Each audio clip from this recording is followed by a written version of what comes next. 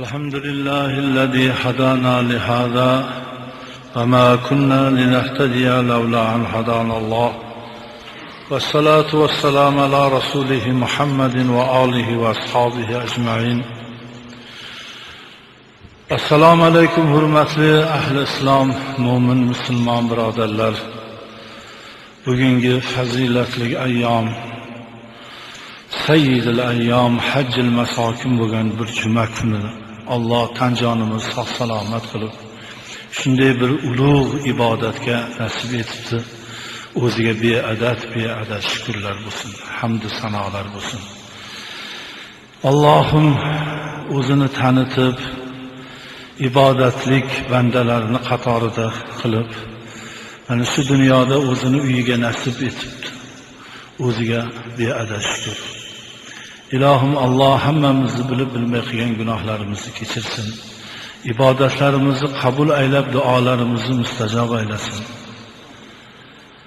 Payg'ambarimiz Muhammad Mustafa sallallohu alayhi vasallamning shafoatlaridan nasib etsin.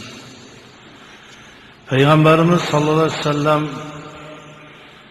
oxir zamon payg'ambari, Habibulloh, Allohning suyukli bandasi. Ana shu zotni ummati bo'lganligimiz bizga juda katta baxt.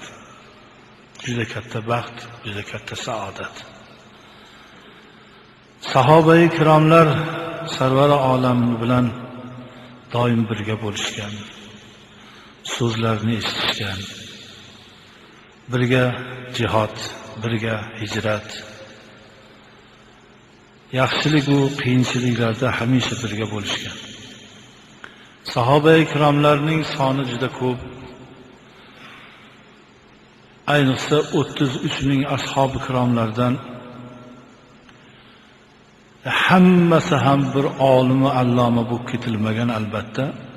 Lekin shunday bo'lsa ham bir sahobani ikkinchi sahobadan tahqir qilishlik man etiladi. Ularning ilmi ba'zisiniki zo'r, taqvosi ba'zi bir xilinikidan ortiq bo'lingan. Shuning uchun sahobalarni shariat ilmida xizmat qilganlari bor. Shariat ham tariqat yo'lida bo'lganlardan ham bo'lgan. Payg'ambarimiz sallallohu alayhi vasallam o'zlari aytadilarki, ashabi kan nujum bi ayyihim iqtadaytum ihtadaytum.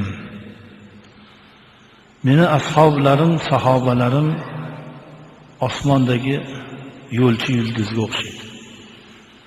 Qaysi biriga ergashsangiz ham adashmasdan yo'lini topasiz. Bugun sizga biz sahobai kiromlarning ichida taqvosi bilan o'zini juda kuchli muhabbati bilan tariqat ilmini, tariqat Xudoga iymongina emas, Xudoni sevish yo'lida bo'lgan zot to'g'risida ozroq ma'lumot beriladi. Bu zot nomlari Abu Zar G'ifforiy. Abu Zar kunyalari bo'lib, G'iffor bu tug'ilgan joylarini, qabilalarini oti.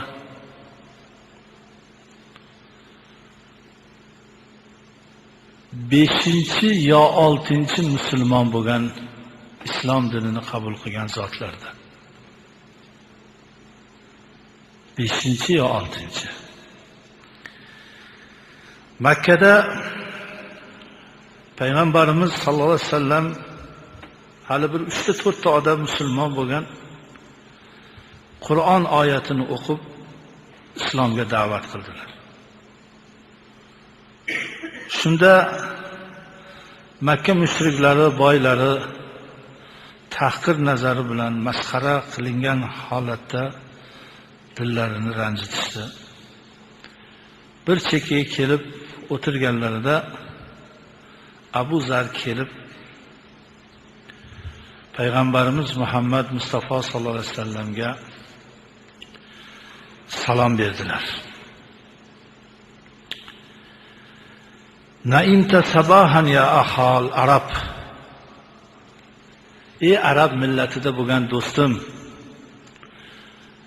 judik ertalab yaxshi gapirdingiz. Juda chiroyli she'r o'qidingiz. U muncha go'zal she'r dedi Abu Zar payg'ambarimiz sollallohu alayhi vasallamga.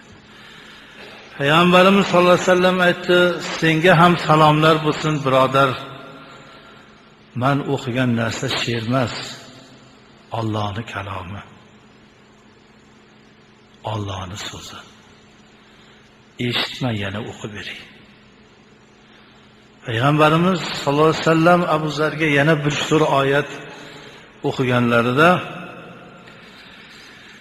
eshitib turib, ko'ziga yosh olib turib, ashhadu an la ilaha illalloh va ashhadu anna Muhammadan abduhu va rasuluhu deb iymonga keldi. Shunda payg'ambarimiz sollallohu alayhi vasallam so'radilarki, ey arab do'stim, sen o'zi qaysi qavmdansan? Qaysi qabiladan? G'iffor qabilasidanman. Payg'ambarimiz sollallohu alayhi vasallam kuldilar ham, kulib turib, hali bir narsadan taajjub bo'lganda kulgi oralash bir qovoq o'yladi-yu, kulib bir qovoqlarni o'yganday bo'lib yana qattiq kulvordilar. Chunki G'iffor qabilasi yo'l to'sar qabila edi. O'tganni o'rog'ini, ketganni ketmonni olib, odamlarni o'ldirib, yo'lini to'sib yuradigan qabila, hamma qo'rqadigan o'sha qabiladan kechasi manman degan o'tmas ekan. Kunduzi o'tar ekan. Ana o'sha qavmdan G'iffor 5-musulmon bo'lib payg'ambarimiz oldida yig'lab o'tiribdi. Shunga payg'ambarimiz kuldi. Abu Zar ham o'zi ham kuldilar. Payg'ambarimizni bu ishlarini doim umrlarini oxirigacha gapirib o'tdilar. Men musulmon bo'ldim, dinni qabul qildim deganda payg'ambarimizni taajjub bilan bir qovoqni o'yib, bir kulvorganlari gapirib, keyin mana bu oyatni sarvari olam aytdilar. Innalloha yahdi man yasha. Alloh o'zi xohlagan bandasini hidoyatga soladi. Quraysh qabilasidan hozir payg'ambar avlodidan bo'lgan qabila masxara qildi. Toshga otdi. Kuldi. Agar amakisidan qo'rqmasak hozir o'ldirardik dedi. Boshqa zo'r qabilalar masxara qildi. Odamlarning yo'lini to'sib, urib pulini o'ldirib pulini oladigan qabilaning odami ashhadu an la ilaha illalloh va ashhadu anna Muhammadan abduhu va rasuluhu deb iymonga keldi. Innalloha yahdi man yasha. Alloh hidoyatga solaman desa, dodang kim, enang kim, qaysi avlodsan, nasabing kim demaydi. Alloh hidoyatga solaman desa, o'zi xohlaganini qalbiga, diliga qarab solaveradi. Menga dedi oyatni o'rgating dedi. Oyatni men endi o'qiyman so'zlarga. 5-6 ta oyatni yollab Masjidil Haromga kirdilarki, erta hamma joyda butlar qurilgan. Hammasi butlarga sig'inayotgan joy. Ana o'sha yerda Qur'onni baralla qo'yib Abu Zar qiroat qila boshladi. O'chir ovozingni qulog'imizga momo qaldiroq kirayotganday bo'ldi. Iymonsizlarga azizlar Qur'on juda yomon eshit. Dahshat quloq qomatga kelib ketadi. Iymonlik maza qiladi. Qorini qiroati zo'rmi, qiroati zo'rmasmi, oyat o'qildi eshitadi. Lekin iymonsiz ijirg'anib o'tiradi. 2 minut o'qisa ham 1 soat o'qidi deydi. Cho'zvordi deydi. Bo'ldi bas deydi. Eshitib o'tirasan boshqa narsalarni ham. Yurak. Endi u haligi butparast bo'lib, butga sig'inib turgan joyda Abu Zar Qur'onni boshlab o'qirdi. To'planib kelib ura boshlashdi. Boshlari, yuzlaridan qonlari oqyapti. Qur'onni to'xtatmayapti. Shunda payg'ambarimizning amakilari Hazrat Abbos, "Ey odamlar, buni urmanglar, g'ifforlik-ku bu. Hozir hammangni kelib buni qabilasi qilib tashlaydi. Tanimayapsizlarmi? Abu hali yo'lni to'sib turadigan g'ifforlardan-ku bu." Hammasi to'xtab qolishdi. Buni bittasini ursang, mingtasi keladi orqasidan. Hozir kelishadi. Bizda ham bor shunaqalar, ana shulardan ekanda. Bittasiga teginsang, mingtasi keladi. Qo'y, g'iffor bular. Qo'yib yuborishdi. Payg'ambarimiz sollallohu alayhi vasallamning oldilariga o'sha holatda kelib, yuzlarini yuvib, "Nima bo'ldi?" Allohning kalomini Allohdan bexabarlarga yetkazdirib qo'ydim-da. Ertaga yana chiqaman. Yo'q. Endi bu yerga sabr qilasiz, men bilan maslahat ish qilasiz.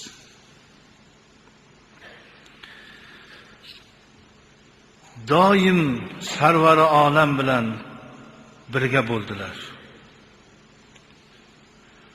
Bu zotni e'tiqodi shuncha darajada kuchli bo'lib ketdiki, mana hozir bizda ham shu avliyolar bor, o'tgan Bahovuddin, Abduxoliq G'ijduvoniy, shularning hammasining otasidir Abu Zar G'iforiy. Taqvo yo'lini, sufiylik yo'lini payg'ambarimizdan alohida ta'lim olgan zot Salmon Farsi, Abu Zar G'iforiy.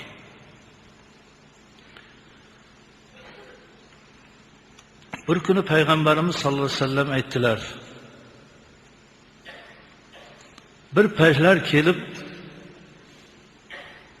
mendan keyin dedilar. Rahbarlar, boshliqlar dunyo parast bo'lib ketadi. Boshliqlaring dunyo parast bo'lganda nima qilasan Abu Zar? Qilichim bilan kallasini olib tashaveraman, dedi Abu Zar. Payg'ambarimiz aytdilar, "Yo'q. Chidaysan, sabr qilasan, o'zing o'shanga qo'shilib qolmaganligingga shukr qilasan, sabr qilasan to mening ruhim bilan ruhing uchrashguncha. Tishingni tishingga qo'yasan, qilichni ko'tarmaysan. Seni e'tiqodingni, iymoningni kuchliligini bilaman. Lekin hayot paytida ham seni qilich ko'tarib yurganingni ko'rmaydi dedilar. Sen qilich ko'taradigan inson emassan. Sen duo qil. Da'vat amri ma'ruf qil, qilich ko'tarma. Boshingga bir kun keladi g'iffor. Eng mayizi boshidan ham qora bo'lgan, qora mayizdan ham qora bo'lgan qulga iqtido qilasan. Shunda men payg'ambarni eng yaxshi ko'rgan sahoba do'stlaridan bo'lganman. 5-islomga kelgan insonman demasdan, o'shanga iqtido qilib namoz o'qiysan. Bir zamonlar keladi, yakka qolasan. Hech kim senga qo'shilmaydi. Shunda ham sen o'zing faqat oyat hadisni mahkam ishlaysan. Yolg'iz yurasan, yakka yolg'izlikda vafot qilasan, janozangga juda odam ko'p bo'ladi. Shuni esingdan chiqazma. Hamma zamonda sabr qil, sabr qil, sabr qil. Men bilan jannatda birga bo'ladigan bo'lsang, yomonlik qilganga yaxshilik qil. Shunda jannatda yonma-yon o'tiramiz. Sarvari olam dunyodan o'tganlaridan keyin Hazrat Abu Bakr, Hazrat Umar. Hazrat Umar zamonasi bir fath zamonasi bo'lib, juda katta mamlakatlar, Rum mamlakati, Eron mamlakati taslim bo'ldi. Eron olindi. Mavarun Nahrga ham qadam qo'yildi. Rum mamlakati taslim bo'ldi. Buyuk bir katta mamlakatga aylandi. Bugun non topsa ertaga yo'q bo'lib yurgan sahobalar boyi boshladi, tilla yig'ishni boshlashdi. Ko'proq ot, ko'proq yerlarni sotib ola boshlashdi. Abu Zar Rasululloh ko'rgan ridoyim deb ikkita ridoni, ikkita choponni o'zgartirmadilar va hamisha qo'llariga tilloni olmadilar. Valilik darajasida faqat da'vatda yurdilar. Qilich ko'tarmadilar. Abu Zarni qo'lida qilich bo'lsa, 100 ta odam ham yenga olmas ekan. Buni bekorga sarvari olam qilichsan qo'lingga olmadi demaganlar. Islomning eng zo'r yo'lini chiroylik so'zlar bilan amri ma'ruf qilib da'vat qilish, sufilik tariqat yo'lini o'rgatdilar. Hazrat Umar Iroq tomonga Abu Zar qo'ydilarki, shu iroqliklarni islomga da'vat qiling. Iroqliklarni islomga da'vat qilib yurganlarda Hazrat Umar dunyodan o'tdilar. Hazrat Usmon bo'ldilar. Hazrat Usmon paytida qarindosh urug'chilik kuchayib ketdi. Mansablarga qarindoshlar qo'yila boshladi. Hazrat Umar davridagi adolatga putur keta boshladi. Shunda Abu Zar bu holatlardan juda qattiq norizo bo'lib, payg'ambarimizning muborak hadislarini da'vat qila boshladilarki, bu noto'g'ri bo'lyapti. Bu keyingi islom olamiga juda qattiq ta'sir bo'ladi.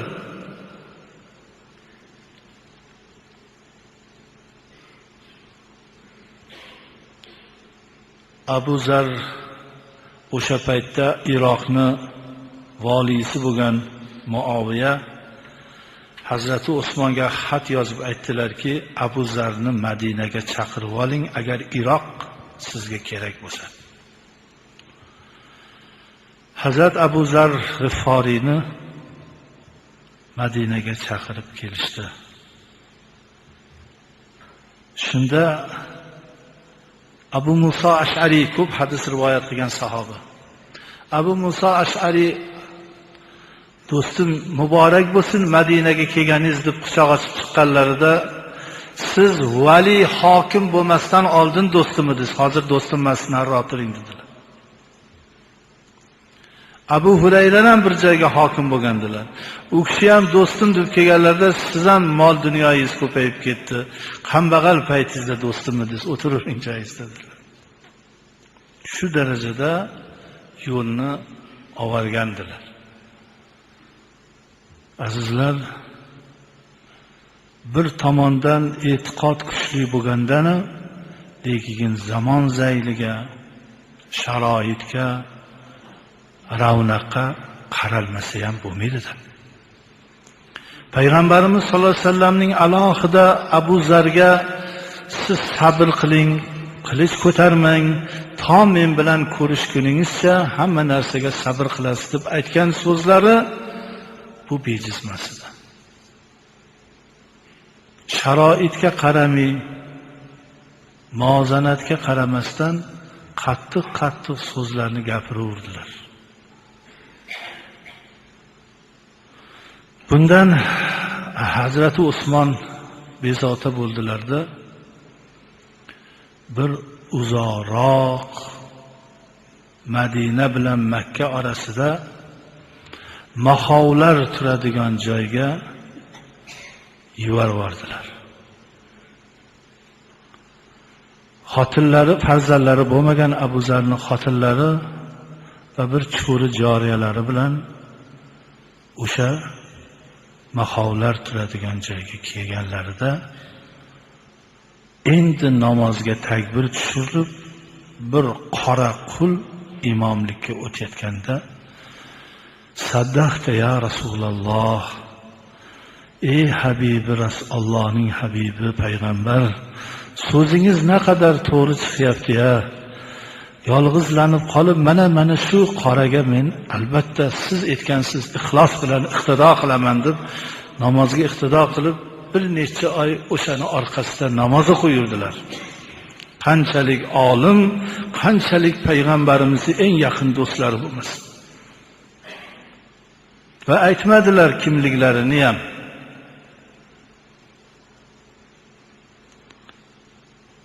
Bu yerda ham hadisni boshladilar. U zot aytardilarki, jonimni, tomog'imdagi kekirdagimni xanjar keskin esa, men haq hadislarni gapiraman. Menga vasiyat qilingan so'zlarni yetkazaman. Vasiyat qilingan so'zlarni birinchisi aytadilar, Avsoni Xalili bisabin 7 narsaga meni buyurganlar sarvar olam dedilar. Amarani bihubbil masakin va dunuvi minhum. Miskinlarni yaxshi ko'rishni, kambag'al bechoralarni yaxshi ko'rishni va ularga yaqin bo'lib yurishni menga vasiyat qilib qoldirganlar. Va amarani an anzura ila man huwa duni va la anzuru ila man huwa fawqi. O'zimdan past bo'lganlardan qarab ibrat olishga, o'zimdan baland bo'lganlardan ibrat olishga emas, o'zimdan past bo'lganlarga, o'zimdan ham battar bo'lganlarga qarab Xudoga shukr qilishlikka buyurdilar menga. Va amarani alla as'ala ahadan shay'an, birontadan bir narsa so'ramaslikka buyurdilar. Va amarani an aqula al-haqqa va in kana murran, va menga buyurdilarki, faqat haqiqatni gapirasan, garchi achchiq bo'lsa ham.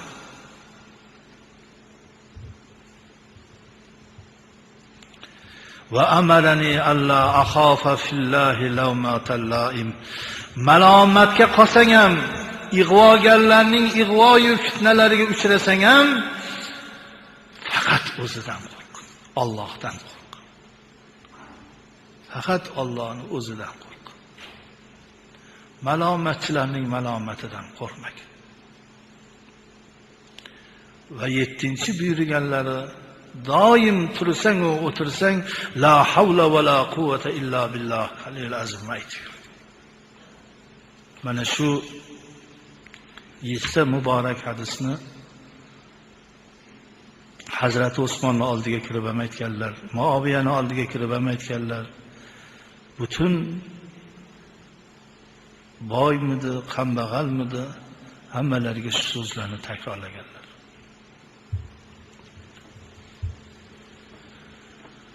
Bu yerdan ham ketishni buyruq bo'ldi. Kimsasiz joyga Abu Zar ayollari-yu joriyalari bilan ketayotganda sahroda mazalari qochib yotib qoldilar. Xotinlari aytdilar, butun umringiz islomga xizmat qildingiz-u, endi ketayotgan holatingizni qarang. Hech kim yo'q, suv yo'q, kafan yo'q. Allohning do'sti bo'lgan Muhammad Rasulullohning do'sti suvsiz, kafansiz ketsa, biz go'r kovlamasak nima bo'ladi endi? Ey ojiza ayolim dedilar. Payg'ambar Muhammad sallallohu alayhi vasallam hech qachon yolg'on gapirmaydi, gapirmaganlar ham. O'zim qoldimmi butun hayot sarvari olamdan keyin yakka qoldimmi? Bo'ldimi? Bo'ldi. So'zlarim yoqmadi. Mana sahroga keldim, qora qulga iqtido qildimmi? Qildim. ko'rasan, janozangda odam ko'p bo'ladi deganlar. Meni janozamda odam ko'p bo'ladi. Jon berayotgan vaqtlarida Abdulloh ibn Mas'ud boshligida hojilar 20 ming hoji Makkaga yo'l olayotgan payti La ilaha illalloh Muhammadur Rasululloh deb jon berayotganlardan so'ngra xotinlari endi dod deyman deganlarida labbayka Allohumma labbay degan 20 ming odamning ovozi eshitila boshladi. İşte tepalikka qarasalar, sahroni tumonat odam bosgan, ehromga o'ralgan hojilar Makkaga qarab ketishyapti. Shunda ayollari aytdilar, mana yerda bir g'arib musofir odam dunyodan o'tdi. Bu zot butun umri ikkita chopon egasi bo'ldi. Butun umri Rasulullohning hadislarini yetkazdi. U kim deb so'radilar Abdulloh ibn Mas'ud. U zot Abu Zar G'iforiy. Jonim fido bo'lsin do'stimga. Axir u eng ulug' zotlardan, eng yaqin ashabi kiromlardan darrov 20 ming hojiga shuni aytib yetkazdilar. Hammalar janozaga hozir, suvlar hamma 20 ming odamdan bir qultumdan suv bo'lganda ham qancha suv, kafan, go'r, hamma narsa bir daqiqaning o'zida tayyor bo'ldi. Jon berayotganlarda oxirgi so'zlari shahodatdan so'ng sadaqta ya Rasululloh, ey Habibi Rasul, Allohning rasuli, sizning gapingiz doim to'g'ri, haq chiqadi. Meni janozamda odam ko'p bo'ladi. Meni yolg'iz bu cho'llarda qolib ketmayman. 20 ming odam janoza hojiga ketayotganlar. Azizlar, mana shu ashabi ikromlarning hayotlari, ularning iymon e'tiqodlari ozrog'i bo'lsa ham Alloh taolo bizga bersa. Kiyimimiz bor, yeb turib, ey noshukurlik qilamiz, ey noshukurlik qilamiz, juda noshukurchilik qilamiz. Sahobalar hayotini ko'z oldimizga keltirib, biz qanday payg'ambarimizni ummatimizki faqatgina shu namoz o'qiymiz, boshqa fe'l va xulqlarimizni o'xshatishimiz qiyin bo'lyapti. Payg'ambarimiz sollallohu alayhi vasallamni kimki sevsa, Allohni sevsa, shukurlik, qanoatlik, muhabbatlik osmonda emas, baxt ostdadir. Bir kuni Shayx Sa'di Bag'dodda o'qib yurgan paytlarida oyoqlarida kavushni ham sotib non olib yebdilar. Qonlari ochib ketdi. Yana uni puli tugagandan keyin sallang yaxshi degan ekan, sallani ham sotib non olib yebdilar. Peshinga Bag'dod issiq joy. Peshinga namozga jamoatga masjidga ketyapsalar, oyoqdan issiq, oyoqni oyog'im kuydi, boshdan oftob. Ha, Xudo bitta kavushga ham nasibdor qilmading-a, oyoqlarim kuyib ketdi-ya. Seni yo'lingda bir tolib bo'lsam, oyoqlarini issiq urib ketdi deb masjidga kirib namoz o'qib chiqib ketyapsalar, orqasi bilan sudralib tizzadan oyog'i kesilgan bir odamga ko'z tushib qoldi. Ey Allohim, kuysa ham oyog'im bor. Mana bu ikkita oyog'i kesilgandan bo'lganimda nima qilardim? Yaratgan o'zingga hamd sanolar bo'lsin. Oyog'imni but qilganingga shukrlar bo'lsin. Oyoq, but, bosh bu, tana bu, hayot tinch bo'lsa, hamma narsa topiladi. Faqat alhamdulillah, shukr deyishimiz kerak. Ilohomin, yaratgan Allohim, har bir ko'rsatgan kuningga beadad shukrlar bo'lsin. Bergan tinchlik ne'mating, salomatlik ne'mating, rizq ne'mating, iymon ne'mating, islom ne'mating, e'tiqod ne'matlaringga beadad hamd sano shukrlar bo'lsin. Yaratgan Allohim, tepamizda o't balolarni, o'qlarni yog'dirib turganingda nima qilardik? Tagimizdagi yerni silkitib turganingda nima qilardik? Suv balolarni yuvarib turganingda nima qilardik? Qo'limizdan nima kelardi? Alhamdulillah, bola chaqamiz bilan eson-omon tinchlikda yashayapmiz. Alloh taolo egam, nima xato fikrlar bo'lsa o'zing kechirgin. Bilmay qilgan gunohlarimizni, qilayotgan noshukrchiliklarimizni kechirgin. Bandamiz, ojizmiz, xatolik insonmiz. Allohim, sen karamlik zot, Allohsan. O'zing ayblarimizni kechirgin, ibodatlarimizni qabul qilgin, bemorlarimizni dardiga shifo bergin, yurtimizni tinch qilgin, yurt boshimiz umrlarni uzoq, tanlarni sog' qilgin, adolatli olib borayotgan ishlarda o'zing madadkor bo'lgin. Allohu akbar. Masjidga Hasan aka degan odam